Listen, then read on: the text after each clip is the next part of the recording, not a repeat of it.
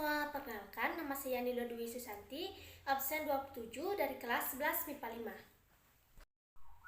Nah, di sini saya akan menjelaskan kesimpulan sistem dan dinamika demokrasi Pancasila. Sebelumnya, apakah kalian tahu apa itu demokrasi?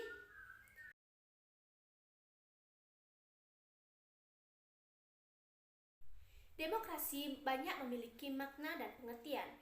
Nah, di sini saya akan menjelaskan 3 makna dan pengertian demokrasi. Yang pertama, menurut KBBI, demokrasi merupakan istilah politik yang berarti pemerintahan rakyat.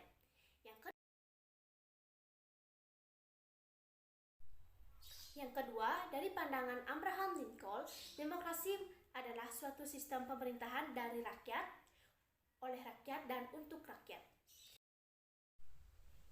Yang ketiga, demokrasi merupakan bentuk pemerintahan di mana warga negaranya memiliki hak dan kebebasan yang sama dalam pengambilan keputusan yang dapat mengubah hidup mereka.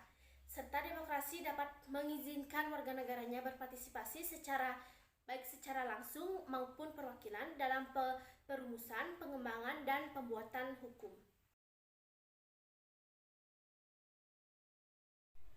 Nah, selanjutnya ada prinsip-prinsip demokrasi. Di sini saya akan menyebutkan 5 prinsip demokrasi. Yang pertama, ada kedaulatan rakyat. Yang kedua, ada kekuasaan mayoritas. Yang ketiga, adanya jaminan hak asasi manusia. Yang keempat, ada proses hukum yang wajar. Dan yang kelima, menjamin tegaknya keadilan. Nah, selanjutnya kita beralih ke dinamika penerapan demokrasi Pancasila. Pengertian secara luas, demokrasi Pancasila adalah berarti kedaulatan rakyat yang didasarkan sila-sila Pancasila bidang ekonomi, sosial, maupun politik.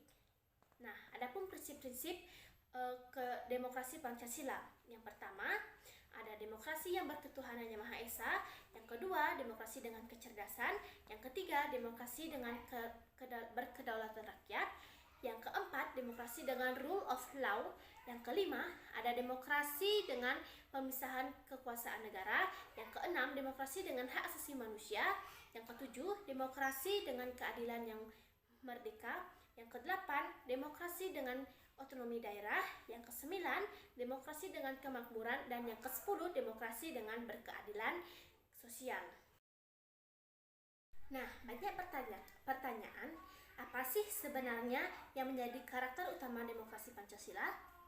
Nah, demokrasi Pancasila memiliki 3 karakter utama, yaitu kerakyatan, permusyawaratan, dan hikmat kebijaksanaan.